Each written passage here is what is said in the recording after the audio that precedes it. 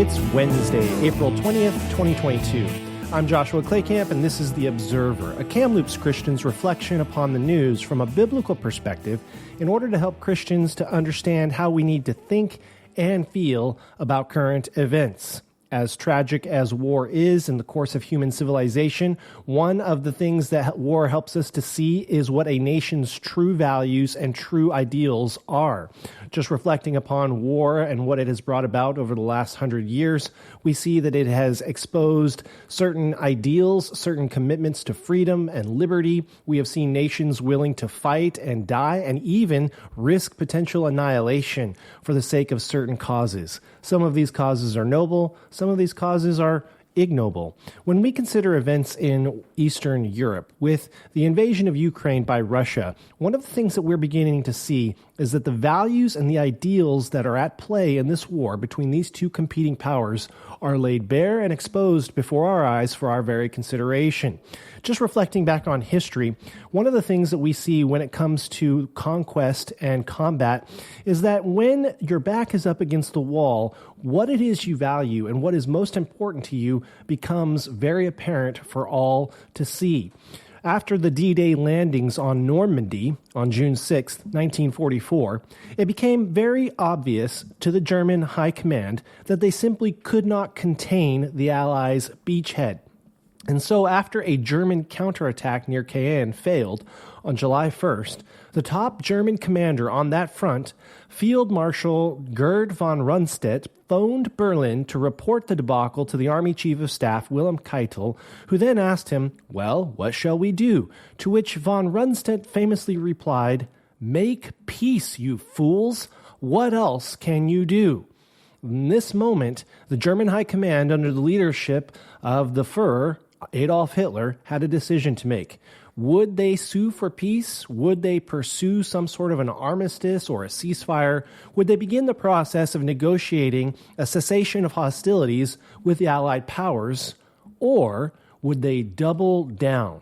It was obvious to the field marshals and the generals that the ability to contain the Allied advance simply did not exist. Germany was fighting a war on two fronts. They had begun a war in the east with Russia, who was formerly their ally, and they had been waging since 1940 a war in the west against France, and in an attempt to crush opposition had tried unsuccessfully in the Battle of Great Britain to conquer the United Kingdom. And of course, the Allies fought back, first in Africa and then again eventually landing troops in Normandy on a beachhead in France with the goal of one day liberating all of Europe from Nazi aggression. When they made that landing on D-Day in Normandy, it was apparent to the German High Command and to Hitler that they were at a logistical disadvantage. And so the question becomes, as the leaders of the German nation, do we, for the good of our people, make peace in a war that we simply cannot win? Or do we continue to throw bodies and lives and battalions at an enemy that we are no longer sure we can defeat in the hopes that somehow we might get lucky and preserve our position as leaders in Germany? Or do we recognize that this war is all but lost and make a decision to surrender and to negotiate for terms of surrender in the hopes that we will preserve more lives and save more lives than those which are currently being lost? And it's in this moment when the German leadership revealed itself to be the truly evil and demonic force that it was. Adolf Hitler was committed, of course, to the eradication of the Jewish people. The Holocaust was well underway, and the death camps and the concentration camps were busy chewing through innocent people, killing them, murdering them at a shockingly high rate. Hitler's goal of eradicating the Jewish people from the European continent was not yet complete, but his desire was to achieve as much of that final solution, as it was referred to by German High Command, as possible prior to the invasion of Germany itself by the Allies on the Western Front and Russia on the Eastern Front. What happened next was, the day after General von Rundstedt had phoned and said, "Make peace, you fools," was that von Rundstedt was removed. And this is not unlike what Putin has just done in his war with Ukraine. Vladimir Putin recently removed 2 of his top generals and appointed a new general, one who has experience from the bloody campaign in Syria, in order to lead the spearhead into the Donbass region in eastern Ukraine. This is phase 2 of his war, according to his own words. Now, appointing new leadership did not work for the Germans, and again, without making any predictions, as we look at what Putin is attempting to do now in Ukraine, it is apparent that despite the leadership which Putin puts into place, the Russians are going to be meeting very stiff resistance from an undermanned and underarmed Ukrainian force that is, nevertheless, despite its many shortcomings, very committed and determined to preserving life and liberty for the people of Ukraine. This truth was driven home to us last week. The U.S. confirmed on Friday that the flagship of Russia's Black Sea Fleet was struck and sunk by a pair of Ukrainian Neptune missiles. This is a military feat seen as a very significant blow to Moscow's Ukrainian campaign. The missile cruiser Moskva was critically damaged in an explosion Thursday in the Black Sea south of Odessa, and it later sank as it was being towed to Crimea for repairs. The 12,000-ton warship, which was more than 600 feet long, is thought to have had a crew of nearly 500 sailors, and it was a major element of Russia's naval strategy in the Black Sea. That is, up until it sank last Thursday. Again, on Thursday, Ukrainian officials said the ship was hit by their Neptune missiles. Russia, of course, denied that and said the source of the fire on the ship was unknown, but that it was fire that had touched off a series of explosions from the ammunition depot on board. A statement by the Russian Defense Ministry reported by state agencies said that the ship sank in stormy weather due to structural damage. A senior defense official said Friday that the United States was actually able to confirm that it was Neptune missiles fired from Ukrainian defense sources that were the source of the explosion on the ship, and that the ship had sank as a result of the airstrikes. There had been casualties from the twin missiles, the official said. Nevertheless, there were lifeboats spotted in the water. It is believed that at least a portion of the crew was able to escape. However, it is still likely, and defense officials are confirming this week, it is apparent that a large contingent of the ship's complement of sailors sank with the Moskva and perished. There are unbelievable casualties associated with this, and this is a significant blow not only to Russian pride, but to Russia's strategy and strategic deterrence within the Black Sea. The Moskva was not merely a sophisticated and technologically advanced missile cruiser for the Russian naval fleet. The Moskva was, in fact, the flagship, that is, the lead ship, the crowning jewel of the Black Sea Fleet. It was very technologically advanced. It had apparently a state-of-the-art defense suite that the Russians were convinced would be capable of defeating the Ukrainian Neptune missile system. After all, the Neptune shore-to-ship missile system was developed by Russia. They had, in theory, tested their ship defense systems against their own weapons, which they had developed previous to this during the height of the Cold War, and which they knew full well that the Ukrainian military had in their possession. Nevertheless, despite their knowledge of Ukrainian defensive military capabilities, and despite the defensive capabilities of their own ship, they went into combat believing that their ship would be able to counteract the Neptune shore-to-sea missile. And they discovered, much to their own dismay, that such was not the case. Sometimes defenses simply fail to defend. This was revealed to be the case on Thursday when the Moskva was hit and eventually sank. Now, in terms of the Russian response to this, what happened was seen as a major blow to Russian pride, and it could not, despite the Kremlin's best efforts, it could not be politically spun in such a way that the Russian people would welcome this news as still a minor setback, but nevertheless the news indicating that the war in Ukraine was progressing smoothly. Indeed, The reports of nearly 500 sailors drowning, the reports of the flagship of the Black Sea Fleet going down in flames. This was information that was simply too difficult for the Russian media to contain, for the Kremlin to spin to its own political purposes. And indeed, this is a significant blow, not only to Russian pride and prestige, but as we said earlier, it is a significant blow to Russian strategic defense and deterrent capabilities. In response to this, on Friday, Russia immediately scrambled a flight of nuclear-armed bombers to fly near the Ukrainian border. The Daily Star is reporting that Russian jets were spotted in the skies over western Russia on the border of Ukraine after Vladimir Putin gave the green light himself for some unknown mission that was not disclosed by Russian media. The Defense Ministry in Moscow have not yet announced what the purpose, again, of that mission was, but it is clear that 4 nuclear-armed aircraft were spotted in Russian airspace very near to the Ukrainian border. These 4 aircraft are reportedly used to routinely carry nuclear bombs, and this occurred in the day immediately following the sinking of the Moskva. It is clear to outside observers that Russia is attempting to rattle its sabers towards Ukraine and is signaling a potential willingness to escalate the conflict to the point of tactical nuclear warfare. The prospect of this should alarm and horrify all of us. What we are seeing in Russia is the clear disclosure of the values that the leadership within Russia holds dearest.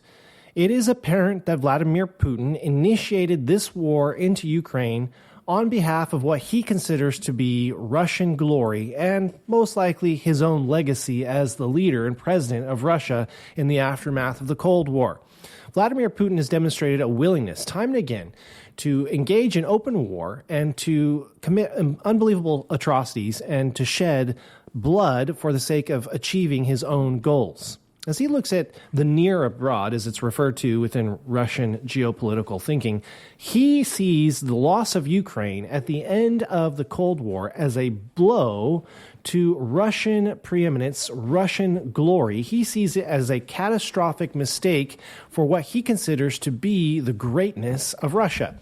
Now, as the leader of Russia, he also intertwines his own personal reputation and prestige with that of Russia. And as a result of his own pride, he is seeking to reestablish something approaching the old Soviet bloc, the old USSR, United Soviet Socialist Republics, all joined together under one happy umbrella known as Russia or the USSR.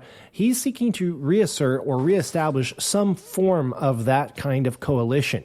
And since this is his goal, and since he is currently the president of Russia, this is ultimately about his leadership, his legacy. This will ultimately be a reflection upon him.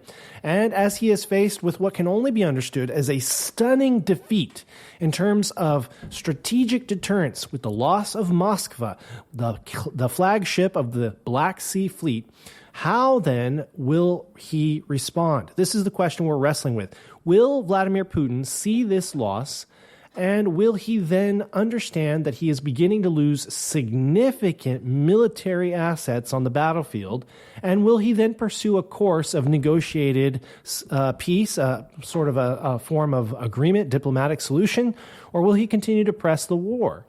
As we see on Friday with the arrival of nuclear-armed bombers flying along the border of Ukraine, it is apparent that he intends to signal an escalation. This has been termed escalate to de-escalate. This is the terminology that has been used by Russian military doctrine. It is terminology that has been identified by American military defense officials, and it is an interesting turn of phrase, escalate to de-escalate. Now, during the 20th century, warfare brought a number of new terms to our lexicon. We understood warfare in terms of total warfare. We understood warfare in terms of nuclear warfare. These are terms which were invented in the 20th century to describe the conflicts of those years. We also understood the term unconditional surrender. This was the idea that the Americans believed was necessary to force a total and complete surrender with no conditions, with no negotiated agreements on the part of Japan and Germany at the height of World War II.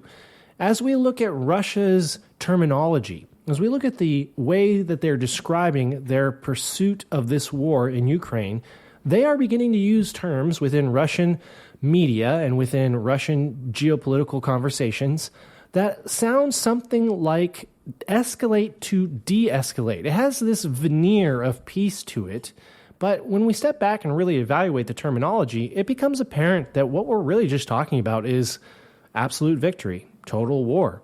They are going to go as far as they need to go in order to bludgeon the Ukrainian people into submission.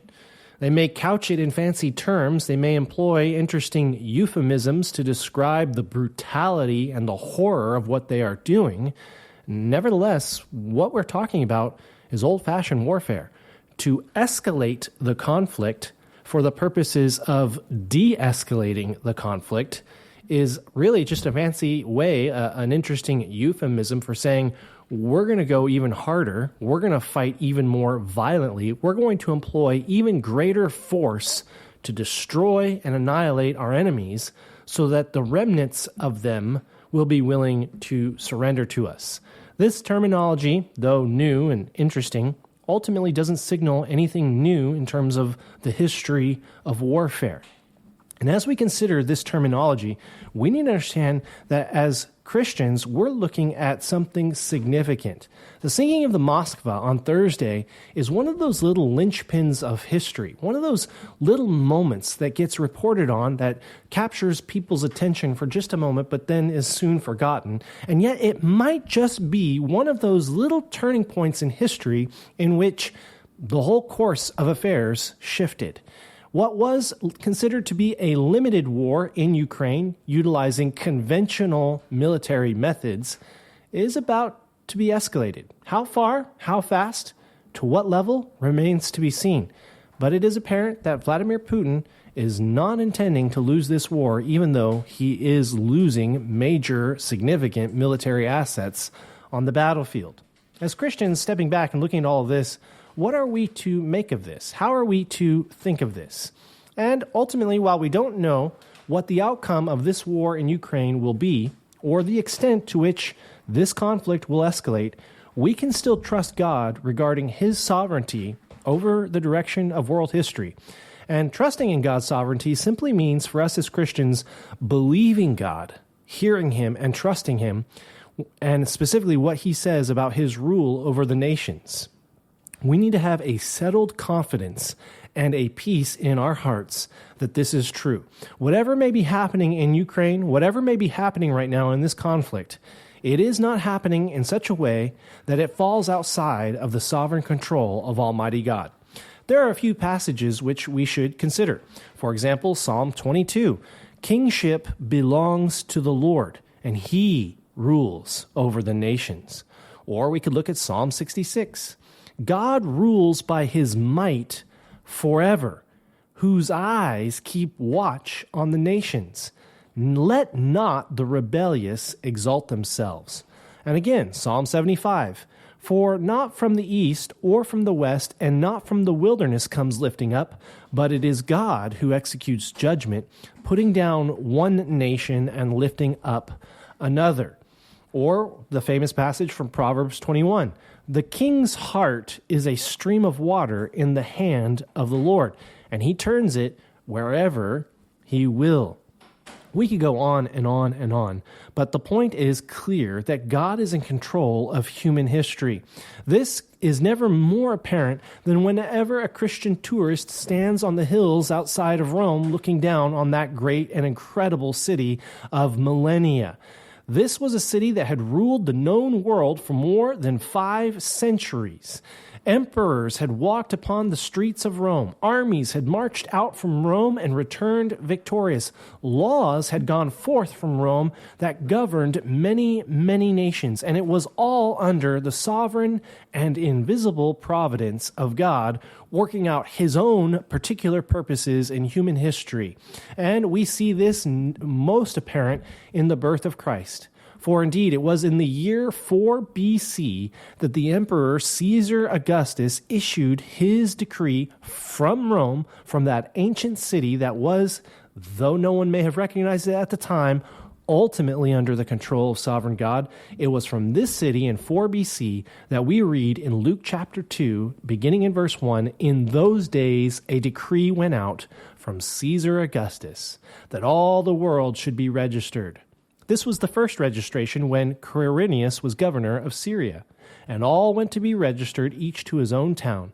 And Joseph also went up from Galilee, from the town of Nazareth, to Judea, to the city of David, which is called Bethlehem, because he was of the house and the lineage of David, to be registered with Mary his betrothed, who was with child. And while they were there, the time came for her to give birth, and she gave birth to her firstborn son, and she wrapped him in swaddling cloths and laid him in a manger, because there was, Luke tells us, no place for them in the inn. Caesar Augustus, in his palace in Rome, along with all the mighty Roman armies whose soldiers had begun to enforce that decree, had absolutely no idea that God in heaven was using them to fulfill his plan. So that, as Paul tells us in Galatians chapter 4, when the fullness of time had come, God sent forth his Son, born of a woman, born under the law, to redeem those who were under the law. Caesar Augustus thought he ruled the entire civilized world, but far above him, reigning eternally, was the Lord, who rules over the nations. So it was throughout all ages, and so it is today. Although God has allowed much evil to continue in the world, and as we consider events in Ukraine and Russia, it is apparent that God is allowing evil to persist and to flourish even today. Though despite this, we know that God is still ruling over the rulers, and he is still presiding over the destinies of nations. And though we regard the prospect of nuclear warfare with horror, we know that even this will be brought under the judgment of God. So as we consider the course of human history, as we consider the events in Ukraine, as we consider the prospect of an escalating war that may even reach the level of tactical battlefield nuclear weapons, it is important to remind ourselves, dear Christian, that God is still accomplishing his good purposes on the earth. In fact, the Bible gives us multiple assurances that God is going to accomplish his good purposes for all those who have trusted in Christ for salvation. As it says in Romans 8:28, we know that for those who love God, all things work together for good, for those who are called according to his purpose. God will build his church, and he will cause his church to grow throughout all the earth, further advancing his good purposes and bringing blessing to millions of people and to many nations. As Jesus tells us in Matthew chapter 16, I tell you, you are Peter, and on this rock I will build my church, and the gates of hell shall not prevail against it. Somewhere, some famous general has said that war is hell. Indeed, war is hell. It is the fury and the wrath of man escalated to merciless conquest, driven to the height of bloodshed and terror. And yet, even though war is hell, there is one institution which God has established on this earth, and it is the church, which Jesus himself said, even the gates of hell shall not prevail over it. And why is this the case? It is because at the head of the church stands the sovereign, holy King of Kings and Lord of Lords, the one who will return at the head of his own incredible army on the day of judgment. And so, as we reflect upon events in Ukraine, as we think about what is happening in Eastern Europe right now, dear friend, trust in Jesus Christ. Thanks for listening to The Observer. I'm Joshua Claycamp, and you can follow me on Twitter by going to twitter.com/Joshua Claycamp. The Observer is a ministry of First Baptist Church where Christians seek to discern the news differently. For more information on First Baptist Church of Kamloops, just go to firstbaptistkamloops.org. Or for more information on First Baptist Classical Academy, a private school where students are educated according to a Christian worldview, just go to firstbaptistclassical.org. And I'll see you again tomorrow for more on The Observer.